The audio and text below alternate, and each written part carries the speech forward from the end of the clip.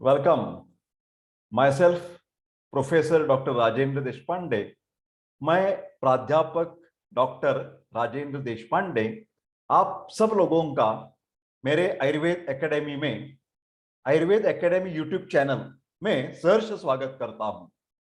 आज हम बात करेंगे एक्स के बारे में। क्या सच है, क्या गलत फहमी है। मेरे को माफ कर दीजिए, मेरे प्रोनाउंसिएशन में कुछ आपको अलग लगा कि स्क्रीन पर अलग दिख रहा है और मैं अलग तरीके से प्रोनाउंसिएशन कर रहा हूं, तो इसकी वजह है कि कुछ यूट्यूब के कुछ रूल्स एंड रेगुलेशंस है, उसके माफिक मेरे को वो प्रोनाउंसिएशन करना पड़ता है। आप तो जानते हैं मैं प्राध्यापक डॉक्टर हूं, तो उसके डबल पोस्ट ग्रेजुएट मिशन मेरे पास है। मैं MD in Ayurvedic medicine and MD इन क्रिया शारीर, आयुर्वेदिक मेडिसिन और आयुर्वेदिक फिजियोलॉजी में मैं पदव्युत्तर शिक्षण प्राप्त कर चुका हूं। मैं आयुर्वेद एकेडमी के द्वारा बहुत सारे डॉक्टर्स मेरे साथ मिलजुल कर काम कर रहे हैं। कुछ प्रोफेसर्स हैं, कुछ एक्सपर्ट्स हैं। जैसे एक्स के बारे में भी बहुत सारे एक्सपर्ट्स मेरे पास है। बच्चों के प्रॉब्लम्स के लिए है, न्यूरोलॉजिकल प्रॉब्लम्स के लिए है। तो अलग अलग डॉक्टर्स हमारे आयुर्वेद एकेडमी में मौजूद हैं। आप किसी भी तरह से आपको हमारे साथ संपर्क करना चाहते हैं तो मेरा व्हाट्सएप नंबर वहां पर लिखा है 9226810630। एक्स के बारे में क्या सच है, क्या गलत फहमी है। जब भी मेरा टेंटेक्स फुर्ड, ये बहुत पॉपुलर वीडियो मैं कह सकता हूं, और भी कुछ कॉन्फिडो के बारे में मैंने वीडियो बनाया है। इरेक्टाइल डिसफंक्शन के बारे में मैंने वीडियो बनाया है। प्रीमैच्योर इजैकुलेशन के बारे में मैं वीडियो ऑलरेडी अपलोड कर चुका हूं। मैं आप सब लोगों को दरख्वास्त करता हूं कि एक्स एजुकेशन के बारे में प्राध्यापक डॉक्टर देशपांडे सर ने जो जो वीडियोस बनाए हैं वो साइंटिफिक तरीके से बनाए हैं, तो आप जरूर वो सब वीडियो देखें। आगे चलते हैं, आगे की बात करेंगे हम। अभी ये मेरा एक्स मिथ इन हिंदी पार्ट 2 है। मैं पार्ट 1 ऑलरेडी अपलोड कर चुका हूं। तो आप सबको अगेन मैं विनंती करना चाहता हूं कि आप जरूर ये सारे जो सीरियल हैं, पार्ट 1, पार्ट 2, पार्ट 3 देखते जाएंगे तो आपको एक्स के बारे में बहुत सारी जानकारी मिल जाएगी। आज हम डिस्कस करेंगे, करीबन 6 पॉइंट्स हैं। अवयव लंबा होने से क्या मजा आता है? हाँ, कुछ लोगों को पता नहीं होता किससे मजा आता है, किससे नहीं मजा आता है। अवयवाक्त की ताठरता से और नपुंसकता का कुछ संबंध है? अवयव की ताठरता और नपुंसकता क्या कुछ संबंध है? स्त्री की काम पूर्ति कैसे होती है, बहुत जन को पता नहीं होता।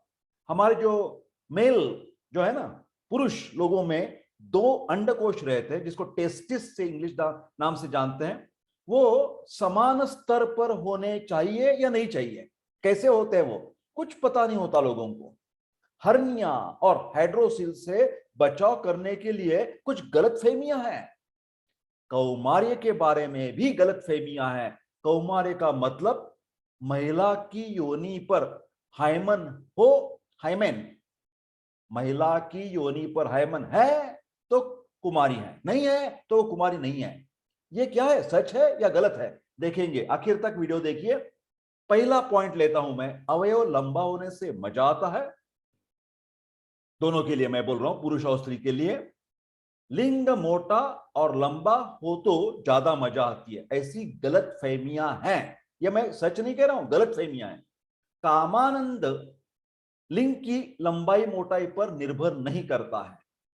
संवेदनाओं को प्राप्त करने वाली जो नसें होती है ना, नर्व्स और केशिकाएं, रिसेप्टर्स बोलते हैं, वो अवयव के सिर पर और लिगामेंट पर स्थित होती है।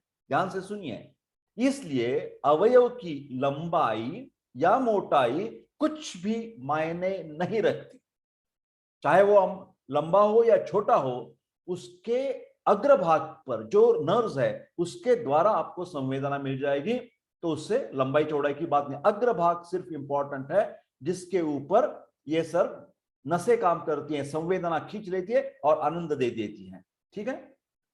लिंग मोटा और लंबा हो तो ज्यादा मजा आता है, ये गलत फहमी है।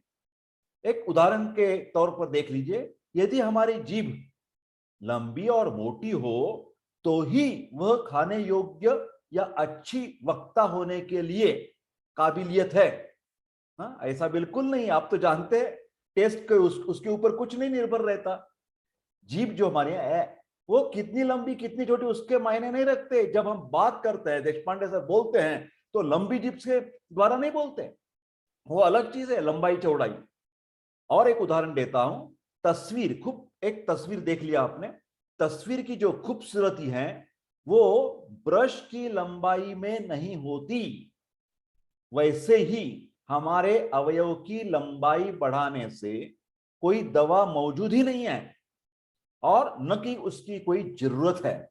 हमारा अवयव लंबा करने के लिए कुछ मलम या तेल लगाने की जरूरत नहीं। हाँ, एक बार यहां ध्यान से सुनिए, और मैं कुछ वीडियो बनाने वाला हूं जहां पर आयुर्वेदिक अलग अलग कंपनियों ने अलग अलग मलम और अलग अलग तेल लगाने के लिए बोला है अवयव के ऊपर। वो मैं मानता हूं वो ठीक ठाक है, क्योंकि वो टेम्पररी इलाज है जिसको हम ताठरता लाने के लिए वो काम आ सकता है। वो बाद में आपको बताऊंगा। फिर उससे लंबाई और चौड़ाई बढ़ाने से, परमानेंट बढ़ाने से कोई ताल्लुकात नहीं है। ध्यान से सुनिए। हाँ, क्या हमारा मतलब हो गया? टेम्पररी जो ताठरता आनी चाहिए हमारी क्रिया करने के लिए, उसके लिए वो काम आ सकते हैं। फिर लंबाई चौड़ाई बढ़ाने के लिए कोई भी तेल बाजार में मौजूद नहीं है। कोई भी दावे कितने भी कर दे उसकी कोई जरूरत भी नहीं है। ये आप ध्यान से सुनिए। हाँ, कुछ भटकते मत रहिए इधर उधर जाकर, हमें तेल दो, हमारे तेल दो। हाँ, अवयव मोटा और लंबा हो तो ज्यादा मजा आता है, यही हम बात कर रहे हैं।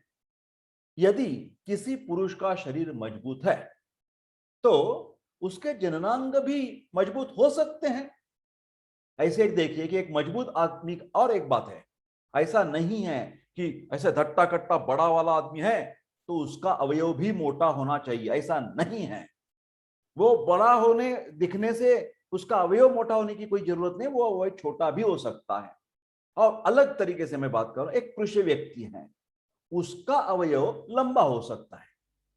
समझ में आ रही बात? तो पूरे शरीर की हमारी जो लंबाई चौड़ाई है उसके ऊपर हमारी जननांग की लंबाई चौड़ाई निर्भर करती है, ऐसा बिल्कुल नहीं है। और एक बात ध्यान से सुनिए, मैं जोर जोर से बातें करता हूं। जननांगों का शरीर के आकार से कोई लेना देना नहीं है। चाहे वो बड़ा आदमी देख ले और आपको आश्चर्य हो, माय गॉड कितना अच्छा दिख रहा है आदमी, वो बाहर से जो लंबाई चौड़ाई दिख रही है वो जननांग की तरफ आ जाएगी, ऐसा बिल्कुल नहीं होता। ये ध्यान से सुनिए, और उसकी कोई जरूरत भी नहीं है। चलो आगे चलते हैं। दूसरा डिस्कशन का पॉइंट है अवयव की ताठरता और नपुंसकता, इसके बारे में मैं बात करने वाला हूं। यदि एक मान लो, एक उदाहरण है, किसी पुरुष का जो अवयव है वो नग्न स्त्री को देखने पर कठोर नहीं होता तो क्या उसे हम नपुंसक कहेंगे? मेरा क्वेश्चन समझ में आ रहा है? प्रश्न क्या मैं पूछ रहा हूं? यदि किसी पुरुष का अवयव नग्न स्त्री को देखने पर कठोर नहीं होता है तो क्या उसे नपुंसक कहेंगे? गलत फहमियां हैं, मैं स्पष्टीकरण देने वाला हूं, ध्यान से सुनिए।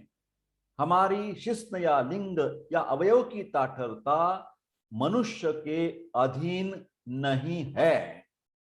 मतलब मैं किसी आदमी कहे कि चलो अभी हमारा अवयव खड़ा कर देंगे, वैसा नहीं होता, वैसा नहीं होता। अब कितने भी जोर से बोले चलो मैं अभी मेरा अवयव ताठर बना देता हूं, ऐसा नहीं होएगा। ध्यान से सुनिए, क्योंकि ये जो लिंग की या अवयव की ताठरता है वो प्रतिक्षिप्त क्रिया है, रिफ्लेक्स एक्शन है। प्रतिक्षिप्त एक एक्शन और एक प्रतिक्षिप्त क्रिया है जो स्थिति के अनुसार होती है। बाहर की स्थिति कैसी है उसके ऊपर अवयव की ताठरता निर्भर है। जैसे कि अलग एक उदाहरण दे रहा हूं मैं, कपड़ों को इस्त्री, इस्त्री गर्म होने के बाद ही कपड़ों की इस्त्री, आयरनिंग हम कर सकते हैं। ठीक उसी तरह कई पुरुषों के अवयव की कामोत्तेजना के बिना वो ताठरता नहीं आती। उसको क्या चाहिए? गर्म होना चाहिए, है ना? वो पुरुष जो है वो जब गर्म हो जाता है, कामोत्तेजना, पार्टनर के साथ कामोत्तेजना बढ़ जाती है, तभी ताठरता आ सकती है। कामोत्तेजना के बिना कई लोगों में ताठरता नहीं आ सकती। ये प्राकृत है, ये नॉर्मल है। कामोत्तेजना, क्योंकि कामोत्तेजना एक्शन है, उसके प्रतिक्षिप्त क्रिया क्या हो जाएगा? लिंग की ताठरता हो जाएगी। समझ में आ रही बात? फिर ऐसा है कि कई लोगों में ये ताठरता, अवयव की ताठरता उद्दीपन के अलावा, उद्दीपन के सिवा भी आ सकती है. This is also possible. Do you understand? This is also possible that some people will get the erection after sexual stimulation, and some people may not need any stimulation. Automatically by just thinking process, उनके मन के विचार के द्वारा लिंग की ताठरता, अवयव की ताठरता अपने आप आ सकती है. दोनों शक्यता है और ये फिजियोलॉजिकल है, प्राकृत है. अवयव में ताठरता जल्दी आना, थोड़ी उसको टाइम लगना, देर से आना, ये सभी चीजें बहुत ही नैसर्गिक प्राकृत है. क्योंकि कितना टाइम लगेगा ताठरता आने के लिए, वो जो बात है वो उस व्यक्ति की सहज प्रवृत्ति, नेचुरल टेंडेंसी और व्यक्ति के ऊपर जो संस्कार है उसके ऊपर भी निर्भर करता है. टाइम कितना लगेगा ताठरता के लिए, तो अलग अलग व्यक्ति में अलग अलग देखने को लिए मिलता है. ये फर्क जो है वो प्राकृत है. तो कृपा करके एक दूसरे के साथ तुलना करने की कोई जरूरत नहीं है. वो जल्दी उसकी ताठरता आ जाती है, मेरे को ताठरता आने के टाइम लगता है. नॉर्मल है भैया, नॉर्मल है. ये सब ध्यान में रखिए. ये देखिए, हमारी जो क्रिया है संभोग के लिए प्रवृत्त होना, ये बात नैसर्गिक है. मगर संभोग के बारे में सामाजिक दृष्टि कई कबार सोशल जो अवेयरनेस है वो तिरस्कार युक्त हो सकती है. और हमारी इच्छा और सभोताल का जो हमारी वातावरण है, उस दोनों को मिलाकर एकत्रित परिणाम होकर व्यक्ति में काम वृत्ति बनती है. दो चीजें लगती है, एक व्यक्ति की अंदर वाली इच्छा और दूसरा बाहर होने वाला माहौल, बाहर होने वाली जो परिस्थिति है, वो दोनों को मिलाकर वो प्रक्रिया बनती है, काम प्रवृत्ति बनती है. ये जो प्रक्रिया है हमारी सेक्स करने का, कई व्यक्ति ऐसे होते हैं कि उनके मन में हमेशा एक अपराध की भावना होती है, मैं गलत कर रहा हूं. और इस डर से ही वो प्रॉपर तरीके से सेक्स नहीं कर पाते. अपराध की भावना, गिल्ट फीलिंग बोलते हैं, वो चीजें काम करती है मन के ऊपर, वो उसका पकड़ होती है और उसके बावजूद उसकी वजह से वो प्रॉब्लम आ सकते हैं. तो ध्यान से सुनिए, एक अंदर वाली इच्छा और सभोताल वाली होने वाली परिस्थिति. हाँ, तो इन दोनों कारणों से, मतलब अपराध बोध की भावना या डर, गिल्ट फीलिंग या फियर रहता है कई लोगों को. ओ, मैं ऐसा करूंगा तो वैसा हो जाएगा, वैसे करूंगा तो वैसा हो जाएगा. डर की भावना और गिल्ट की भावना, शर्म की भावना, ये बिल्कुल डेंजरस है. उससे अपनी अवयव की ताठरता पर जरूर परिणाम होने वाला है. फिलहाल जो टेंशन होते हैं ना, कई कबार टेंशन होते हैं, कुछ प्राइवेसी नहीं रहती घर पर. जब हस्बैंड वाइफ मिलजुल कर कुछ क्रिया बनाने चाहते हैं तो सभोताल की परिस्थिति इतनी अच्छी नहीं रहती. एक दर्पण रहता है मन के ऊपर, तो प्रेशर रहता है. तो उसके द्वारा सिर्फ उस समय में लिंग में या अवयव में ताठरता नहीं आएगी. कोई बात नहीं है, कोई टेंशन नहीं है. मैं बार बार कर रहा हूं, अंदर वाली इच्छा और सभोताल की परिस्थिति. तो ये जो हो रही बात वो अस्थायी है, is not permanent, it's very temporary, परिस्थिति की वजह से. तो ये नपुंसकता नहीं है. टेम्पररी कुछ एक दो बार कुछ प्रॉब्लम्स की वजह से खुद की टेंशन है या बाहर की टेंशन है. समझ रही बात? तो इससे हमारा पूरा एक कॉम्प्लेक्स सिचुएशन है. ये 1 to 1 नहीं होता. चलो मैंने कह दिया कि अभी हम क्रिया करेंगे, अवयव में ताठरता ला देंगे और क्रिया करेंगे, ऐसा नहीं होता. ये सब कॉम्प्लेक्स स्थिति पर निर्भर करता है. तो ध्यान से सुनिए, कुछ एक दो बार कुछ ऐसा इधर उधर होने से घबराने की कोई जरूरत नहीं है. शादी के बाद कुछ दिनों में पति को संभोग करने में दिक्कत आ सकती है. तो क्या हो जाता है, कई लड़कियां उसको नपुंसक ठहराकर घटस्फोट, विभक्त ड्राइवर्स की मांग करते हैं. ये सरासर गलत है. ये जो लड़कियां कर रही हैं वो बिल्कुल गलत कर रही हैं. शादी होने के बाद एक दो वक्त और कुछ टाइम होना चाहिए उसके ऊपर। ये एक दो बार नहीं हो सका तो चलो छुट्टी कर दें, ऐसा नहीं होना चाहिए। क्योंकि पत्नी की सहायता मिलने से ही, पत्नी की सहायता मिलने से ही, ध्यान से सुनिए मेरा, 3 बार मैं ये बार बार सेंटेंस बताऊंगा आपको। पत्नी की सहायता मिलने से ही जिस्म में या अवयव में ताठरता आ सकती है और संभोग अच्छा हो सकता है। ध्यान से सुनिए ये बात, ये सेंटेंस बहुत ही इंपॉर्टेंट है। शिस्न हुक्म का पालन करने वाला नहीं होता। He is not your servant. जो जो अवयव है ना, वो आपका सर्वेंट नहीं है। आप ऑर्डर करेंगे चलो खड़े हो जाओ, नहीं हो जाएगा, बिल्कुल नहीं हो जाएगा। ये नेचुरल रिफ्लेक्स एक्शन है, प्रतिक्षिप्त क्रिया। ध्यान से सुनिए, ये हमारी पूरी कमांड में नहीं है। हम कहेंगे, हम बोलेंगे और वैसा हो जाएगा, हमारे अवयव खड़ा हो जाएगा, ऐसे कभी भी होने वाला नहीं है। ये दोनों की बात है। This activity is not of individual. ध्यान से सुनिए, सिर्फ स्त्री की बात नहीं है, सिर्फ पुरुष की बात नहीं है, स्त्री और पुरुष मिलकर ही ये एक्टिविटी की हम बात चला सकते हैं। Individual consideration is not at all there. अगली बात करेंगे, थर्ड पॉइंट है, स्त्री की काम पूर्ति होने के बारे में बहुत सारी गलत फहमियां हैं कि सिर्फ इससे वजह से वो हमारी पार्टनर खुश हो जाएगी, संतुष्ट हो जाएगी। देखिए क्या मैं वो कह रहा हूं, अभी महिला की संतुष्टि के लिए लंबे शिश्न की या अवयव की आवश्यकता होती है, ऐसे कई लोग मानते हैं। ये गलत फहमियां हैं, ये झूठ है, सरासर झूठ है।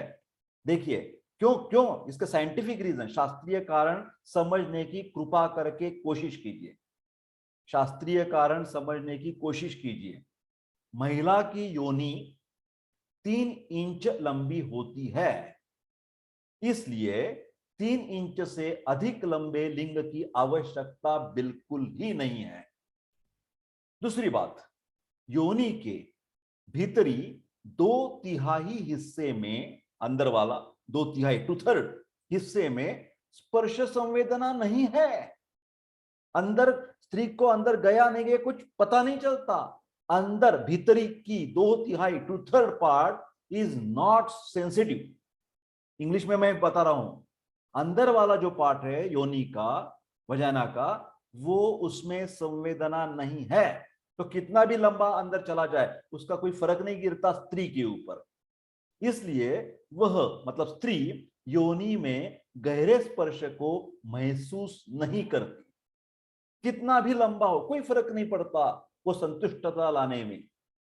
योनि का सिर्फ बाहरी भाग 1 इंच गहरा, 1 इंच स्पर्शशील सेंसिटिव हो सकता है, लेकिन उधर भी कोई केशिका रिसेप्टर्स नहीं है जो सेंसेशंस प्राप्त कर सकें।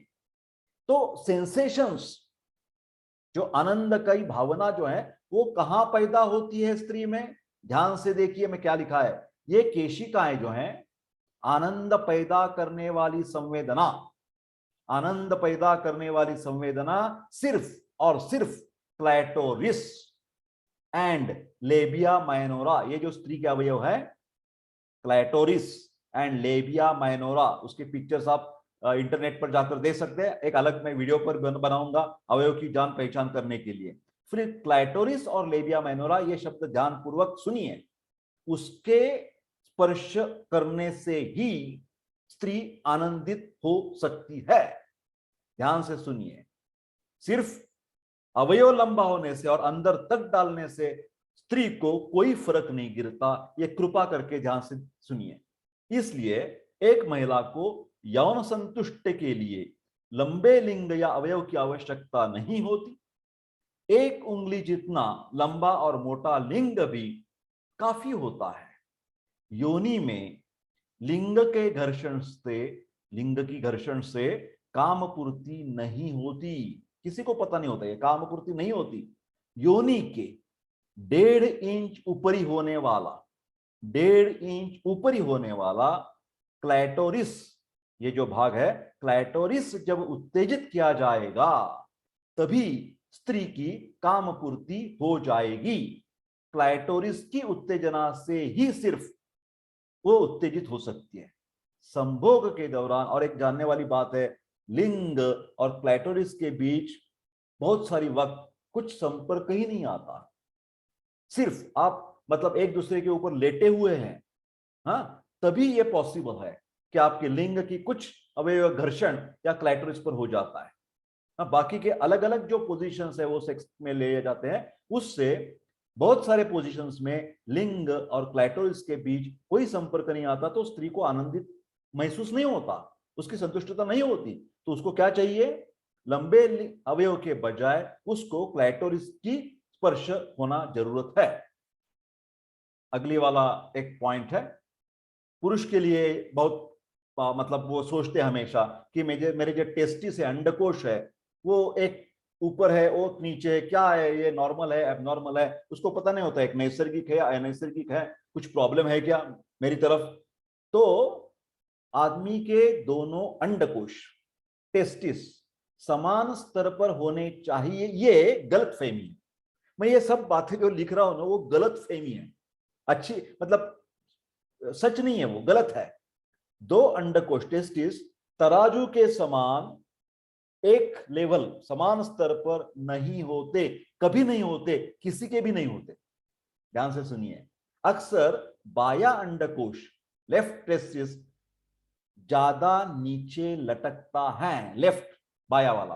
फिलहाल फिलहाल फिलहाल कई लोगों में यदि दाया अंडकोश अधिक नीचे है तो भी कोई प्रॉब्लम नहीं है, वो दोष नहीं है, वो अप्राकृत नहीं है, वो अनैसर्गिक नहीं है। तो तीन चीजें आप ध्यान में रखिए, एक लेवल पर नहीं होते कभी, ज्यादातर left testis is at the more lower level and right is up, but sometimes in some people, कोई लोगों में दाहिना भी नीचे हो सकता है। सभी चीजें बिल्कुल प्राकृत है। आगे चलते हैं। हर्निया और हाइड्रोसील से बचाव करने के लिए अलग अलग तरीके लोगों के मन में आ जाते हैं, कौन से सच है कौन से गलत है। देखिए, हर्निया और हाइड्रोसील के बचाव के लिए पुरुष को लंगोट पहनने की जरूरत है, ऐसे कई लोग मानते हैं। ये गलत है, ये गलत फहमियां हैं। नैपी बांधने से, लंगोट नैपी बांधने से हर्निया या हाइड्रोसील नहीं रुकता। उसके अलग अलग कारण हैं, अलग अलग मेरे वीडियोस हैं हर्निया के ऊपर और हाइड्रोसील के ऊपर, वो देखें आप। उसके कारण लंगोट से, नैपी से कोई संबंध नहीं है बिल्कुल। लोग मानते हैं कि नैपी नहीं, मैंने लंगोट नहीं पहना तो उसके अंडकोश गिर जाएंगे। अरे नहीं भैया, ऐसा नहीं होता, वो नहीं गिरेंगे। हाँ, प्रकृति, हमारा नेचुरल क्या है, पुरुष शरीर के बाहर, अंदर नहीं, बाहर अंडकोश या टेस्टिस की योजना बनाई है। ऐसा क्यों? ये ऐसा क्यों किया परमेश्वर ने या निसर्ग ने? वो टेस्टिस शरीर के अंदर छुप जा सकते थे, फिर नहीं किया। वो नेचर वैसा नहीं कर रहा है। क्यों? क्योंकि रादर आप देखें तो महिलाओं में, महिला जो है, महिले में केवल एक बीज हर महीने, हर एक बीज परिपक्व होता है। उसके लिए उसका अंडाशय पेट में होते हैं, ovaries. Ovaries are in the lower abdomen, but जो टेस्टिस है it is outside the body. क्यों? क्योंकि जो हमारी शुक्राणु बनाने की जो प्रोसेस है, शुक्राणु, sperms, spermatozoa is a singular and sperms is a plural. तो ये स्पर्मेटोजेनेसिस, शुक्राणु बनाने की प्रक्रिया के लिए हमारे अंडकोश, हमारे स्क्रोटम, हमारा टेस्टिस, इसका तापमान बहुत बहुत कम होने की जरूरत है। वो ठंडा ठंडा होना चाहिए। टेस्टिस या अंडकोश, जब आप चाहते हैं कि मेरे को बच्चा हो जाए, मेरे शरीर में ये स्पर्म्स अच्छे तरह से बन जाए, शुक्राणु, शुक्रजीव, हाँ है ना, क्या बोलते हैं उसको, स्पर्मेटोजोआ, स्पर्म्स एंड ओवम। तो ये बनने के लिए उसका टेस्टिस का जो तापमान है वो बहुत ही कम होने की जरूरत है। वो अंदर रहते हैं एब्डोमेन में, तो उधर ज्यादा गर्म हो जाते और शुक्राणु खत्म हो जाते, spermatozoa will be killed, spermatogenesis will not be taken place. That's why these testes are kept by the nature outside the body. Why? To lower the temperature. of that particular testis where the spermatogenesis is taking place. Nappy बांधने से अंडकोश शरीर के करीब आ जाएंगे। ध्यान से सुनिए, लंगोट नैपी बांधने से अंडकोश शरीर के नजदीक आ जाएंगे और शरीर के द्वारा वो ज्यादा गर्म रहेंगे और उससे क्या नुकसान पहुंचाएगा? शुक्राणु के उत्पादन वो कम करेंगे। Normally our spermato count, sperm count is 120 millions per cubic mm. तो उसमें जब कमतरता आ जाती है, जिसको बोलते हैं ऑलिगोजुस्पर्मिया या अजुस्पर्मिया, कमी आ जाती है, शुक्राणु नॉर्मल नहीं रहते, तो उसकी वजह क्या है? कई लोग ज्यादा टाइट कुछ अंडरगारमेंट्स पहनते हैं, लंगोट है, नैपी है, जीन पैंट्स हैं। हाँ, गर्मी के दिनों में बहुत गरम गरम कपड़े पहनना, टाइट कपड़े पहनना, इससे नुकसान हो सकता है। जो हमेशा ट्रक ड्राइविंग करते हैं, ट्रक ड्राइविंग, जो ट्रक ड्राइवर्स होते हैं ना, ज्यादा देर तक इंजन के पास वो बैठते हैं, उससे भी उनके शुक्राणु बनने में बाधा आ सकती है, उनको बच्चा होने में तकलीफ हो सकती है। वंध्यत्व बोलते हैं, इनफर्टिलिटी बहुत इंपॉर्टेंट कॉज है। किसी भी तरह से वो जो अवयव है टेस्टिस का, स्क्रोटम का, कोई व्यक्ति फैक्ट्री में काम कर रहा है, अग्नि के पास काम कर रहा है, ज्यादा देर तक, बहुत फायर है आसपास, अग्नि है, तो क्या हो जाएगा? वो टेस्टिस ज्यादा गर्म हो जाएंगे। उससे क्या हो जाएगा? स्पर्म्स के फॉर्मेशन में, शुक्राणु के निर्मित में तकलीफ हो जाएगी और उसके शुक्राणु नॉर्मल नहीं बनेंगे। ध्यान से सुनिए, तो जिन पुरुषों के अंडकोश मूल रूप से थोड़ी मात्रा में शुक्राणु पैदा करते हैं, अगर वे लंगोट पहनते हैं तो शुक्राणु की संख्या और भी कम हो जाएगी और बांझपन, बच्चा नहीं होना, ये उनको शिकायत हो जाएगी। तो ध्यान से सुनिए, इसका बहुत जवाबदारी पूर्वक, कई बच्चों में ऐसा हो जाता है, हम जब स्कूल चेकअप में जाते हैं ना, कई बच्चों में हम हमेशा जेनेटिक्स चेक करते हैं, testis right and left both are there और नॉट, ये है या नहीं है। कई बच्चों में ऐसा दिखाई जाता है एट द एज ऑफ 12, 13, 14, 15, ऐसा देखा जाता है school examination, medical checkup, college student medical checkup में ऐसा पाया जाता है, ओह माय गॉड, इसमें तो राइट टेस्टिस नहीं है, उसमें तो लेफ्ट टेस्टिस नहीं है, उसमें तो दोनों टेस्टिस, वो जो है ना अंडकोश, वो नहीं है। तो हम क्या करते हैं? पेट की सोनोग्राफी करते हैं, अल्ट्रासोनोग्राफी ऑफ एब्डोमेन, तो हमें दिखाई देते हैं, oh my God, testis is in the abdomen. जो है ना अंडकोश, टेस्टिस, जहां वो शुक्राणु बनते हैं, वो तो पेट में ही रह गए हैं।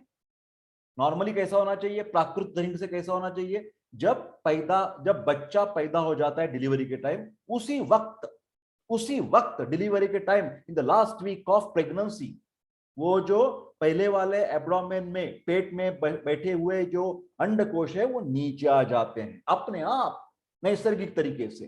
कुछ बच्चों में यह नहीं होता, उसको बोलते हैं क्रिप्टोर्चिडिज्म, मेडिकल के लैंग्वेज में बता रहा हूं, क्रिप्टोर्चिडिज्म, अनडिसेंडेड टेस्टिस। तो undescended testis is one of the important cause of infertility, बच्चे न होने का बहुत इंपॉर्टेंट कॉज है। कहां है वो टेस्टिस? देखने चाहिए। वो पेट में ही रह गए तो उधर जो टेस्टिस है उसकी एट्रोफी हो जाती है, शुष्क हो जाता है और पूरी की पूरी शुक्राणु की बर्बादी हो जाती है। तो जितना जल्द से जल्द उसका डायग्नोसिस हो सके, उतना जल्द वो ऑपरेशन करके वो जो अनडिसेंडेड टेस्टिस है वो नीचे लाने के, शरीर के बाहर उनको रखने की कोशिश करनी चाहिए। Rather surgeons they do like that. Okay, चलो आगे चलते हैं। जो पुरुष संतान की इच्छा रखते हैं उन्हें सोना बाथ नहीं लेना चाहिए। मैं गर्मी की बात कर रहा हूं ना आपको, नहाने के दौरान भाप की गर्मी अंडकोश पर हानिकारक प्रभाव डालती है, वीर्य में शुक्राणु की संख्या कम कर देती है और बांझपन की ओर ले जाते हैं, बच्चे होने में तकलीफ हो जाएगी। जब आप लेबोरेटरी में जाते हैं ना सीमेंट टेस्ट करने के लिए, तो यहां मालूम पड़ता है, अरे मेरे उस व्यक्ति में शुक्राणु की संख्या कम है, ऑलिगोजुस्पर्मिया, अजुस्पर्मिया 20,000 पर क्यूबिक एमएम। हाँ, इसके लिए भी इलाज है, आयुर्वेद में इलाज है, हम करवा लेते हैं आयुर्वेद एकेडमी में। आगे चलते हैं, लास्ट वाला पॉइंट। कौमार्य, वर्जिनिटी का मतलब क्या है? कई पुरुष वो जो खुद को बहुत प्रभावी समझते हैं वो कह देते हैं कि महिला की योनि पर एक पर्दा रहता है, महिला की योनि पर हाइमेन है तो वो कौमार्यता उसकी साबित है, नहीं तो उसने पहले कुछ गड़बड़ कर दिया है, उसकी कुमारता नहीं है, कुमारी नहीं है वो, she is not virgin just by seeing the hymen. ये गलत है या सही है? बिल्कुल गलत है, बिल्कुल गलत है। ध्यान से सुनिए, गलत फहमी है कि मैं बात कर रहा हूं देशपांडे डॉक्टर एक्स मिथ इन हिंदी पार्ट 2 के में ये लास्ट वाला पॉइंट कह रहे हैं। जब इसके लिए एक एग्जांपल लेते हैं, ये कैसे बनता है हाइमन, कैसे बनता है हाइमेन, कैसे बनता है पर्दा, कैसे बनता है? जब सांचे के दो हिस्सों को आपस में मिलाकर एक मूर्ति बना देते हैं हम, कौन सी भी मूर्ति बनाने के लिए सांचे जो होते हैं मिट्टी के सांचे, वो हम एक के साथ जुड़ा देते हैं, तो सांचे को हटाने पर थोड़ी मात्रा में मिट्टी बच जाती है। उसी तरह भ्रूण अवस्था में कुछ कोशिकाएं, सेल्स वही रहती है जहां अंतर जननांग और बाह्य जननांग मिलते हैं। Internal genitals and external genitalia they meet together. ये कोशिकाएं योनि झिल्ली, हिंदी है भैया, योनि झिल्ली उसका इंग्लिश में मतलब हाइमन बनाती है, हाइमेन HYMEN, हाइमेन बनाती है। इसका कोई निश्चित आकार भी नहीं है। और एक बात ध्यान से सुनिए, उस हाइमेन का, उस पर्दे का कोई कार्य नहीं है, no function at all, it just residual matter when the union of internal and external genitalia. So don't give too much importance to the hymen. ये कोई मतलब की अवयव ही नहीं है हमारे शरीर का, स्त्री के शरीर का। अगर किसी महिला को पहले संभोग के दौरान थोड़ा सा खून आता है तो लोग मानते हैं हाँ ये तो कुंवारी मान जा सकते हैं उसको, वो कुंवारी है, अच्छा है। योनि पर एक पतली झिल्ली जो हाइमेन होती है, यह क्या क्यों खून आता है? वो पहले संभोग के दौरान फट जाती है, इसलिए रक्तस्राव हो सकता है, हो सकता है। लेकिन यह समझने गलत ही नहीं बल्कि खतरनाक है जो लोग ऐसे मानते हैं कि पहले स्त्री पुरुष के संभोग में स्त्री के जननांग के द्वारा, योनि के द्वारा खून आना ही आना चाहिए। ये सरासर झूठ है, गलत है, गलत फहमियां हैं। और ये इतना डेंजरस कंसेप्ट है पुरुषों के मन में या कुछ लोगों के मन में, ये बहुत घातक साबित हो सकता है। वो ऐसा नहीं होने से वो लड़की का बहुत तकलीफ देते हैं, उनको बार बार ऐसे चुनने जैसे संवाद करते हैं और मारपीट भी करते हैं और शंका भी लेते हैं कि ये कुमारी है या नहीं है।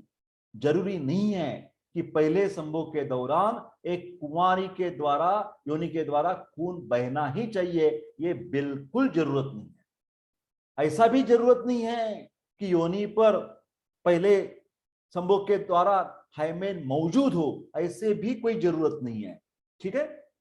क्योंकि यदि वो बहुत लचीला है, इलास्टिक, जो पर्दा है ना वो बहुत इलास्टिक है, लचीला है, तो खून नहीं आएगा। क्यों खून आएगा? तो खून आना ही चाहिए, ये गलतफहमी है।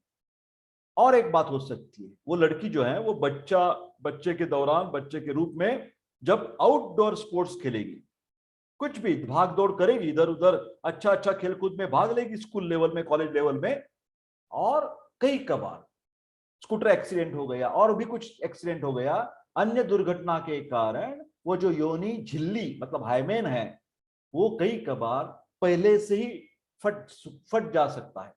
हाँ, पहले ही निकल जाएगा वो अपने आप, कुछ खेलकूद के दौरान, कुछ एक्सीडेंट के दौरान वो हाइमेन अपने आप निकल गया होगा। तो उसका कुंवारी होने से या और कुछ बातों से कुछ ताल्लुकात नहीं है। यह कहना कठिन है। और एक बात ध्यान से सुनिए, यह बात कठिन है कि यह कहना कि ये स्पेसिफिक महिला कुंवारी हैं, और यह कहना अधिक कठिन है कि वो कुंवारी नहीं है। ध्यान से सुनिए, कुंवारी है यह कहना कठिन है, और कठिन और क्या कठिन है, कुंवारी नहीं है यह प्रूव करना और भी कठिन चीज है। दूसरी एक महत्वपूर्ण बात मैं आपको बता देता हूं कि नैतिकता की जो कंसेप्ट है ना, वो मन में होती है, सोच में होती है। वो जननांग में नैतिकता नहीं बनी रहती। कभी भी वक्त मत सोचो ऐसा। हमारी नैतिकता कहां होनी चाहिए? हमारी सोच में होनी चाहिए, हमारे विचार में होनी चाहिए, हमारे माइंड में होनी चाहिए। न कि देखकर, जननांगों को देखकर उसका परीक्षण मत किया कीजिए, कभी भी नहीं कीजिए। पति पत्नी एक दूसरे के प्रति वफादार हो तो इतिहास पर विचार करना गया सो गया, कोई जरूरत ही नहीं है। वो सब अच्छा है, ऐसा ही मान लेना चाहिए, कोई शंका लेने की जरूरत नहीं। अगर किसी महिला के कौमार्य पर सवाल उठाया जाता है तो ऐसा मेडिकल साइंस का कहना है कि पुरुष की कौमार्य पर भी सवाल उठाया जाएगा, और ऐसा उठाया गया तो ज्यादा मुसीबत हो सकती है। यहाँ पर थोड़ा भी मैं मजाक कर रहा हूं। जैसे आप स्त्री के बारे में हमेशा सोचते हैं ये कौमार्य उसके है या नहीं है, जैसे पुरुष के बारे में क्या करेंगे आप? ऐसा कभी सोचते हैं? कभी सोच लिया है? वो सोचना चालू कर देंगे तो बहुत सारे क्वेश्चंस पैदा हो सकते हैं। मैं ऐसा नहीं मैं कह रहा हूं कि वो होता है। चलो, संशोधन के अनुसार ये देखा गया है मेडिकल साइंस में कि पुरुषों के विवाह पूर्व जितनी मात्रा में संबंध देखे गए हैं उनकी तुलना से स्त्री के नहीं देखे गए हैं। मगर बार बार स्त्री के ऊपर ही संशय लिया जाता है, जैसे कि विवाह के पहले संबंध में खून नहीं निकला तो अरे माय गॉड क्या हो गया, एक ऐसी लड़की है, एक ऐसी स्त्री है। ऐसा कभी भी मत सोचने की जरूरत नहीं। मेरे प्यारे दोस्तों, आज x myth part 2 Hindi language में डॉक्टर देशपांडे ने शास्त्रीय तरीके से बहुत सारे पॉइंट्स, मुद्दे चर्चिले हैं। आप में से किसी को भी you have any health problem like for example erectile dysfunction, premature ejaculation, X problem, infertility, तो आप नजदीक वाले, मैं बोल रहा हूं नजदीक वाले आयुर्वेद डॉक्टर्स या आयुर्वेद हॉस्पिटल में जरूर जाइए। आपको कोई प्रॉब्लम आ गया, आपको नहीं मिल रहा है कोई, तो आप बोलते नहीं आयुर्वेद एकेडमी अच्छी है, देशपांडे के पास ही मैं जाऊंगा पूछूंगा, तो आपको पेड ऑनलाइन कंसल्टेशन अवेलेबल है। इसके लिए आप मेरे व्हाट्सएप नंबर पर सिर्फ मैसेज कीजिए 9226810630। उसमें आपका नाम लिखना चाहिए, एड्रेस लिखना चाहिए, पता लिखना चाहिए, उम्र लिखनी चाहिए, शिकायत लिखनी चाहिए और बोलना चाहिए कि हाँ मैं पेड कंसल्टेशन करवाना चाहता हूं। तो मेरे प्यारे दोस्तों, शायद मैं ऐसा मानता हूं कि ये शास्त्रीय तरीके से जो विवेचन देशपांडे सर करते हैं हमेशा, तो सब लोगों को अच्छा लगता है। तो यही वीडियो भी आप जरूर लाइक कीजिए, शेयर कीजिए, और मैं विनंती, हाथ जोड़कर विनंती करता हूं कि मेरे को स्फूर्ति लाने के लिए आप, सिर्फ आप जिम्मेदार है। आप वो करते हैं तो क्या करना चाहिए? सब्सक्राइब कर दीजिए। आप सब लोगों को शुभकामनाएं, बहुत बहुत धन्यवाद। आपका सबका सपोर्ट जो है मेरे साथ, उसके लिए बहुत सारा मैं आपको आभारी हूं। धन्यवाद। Take care.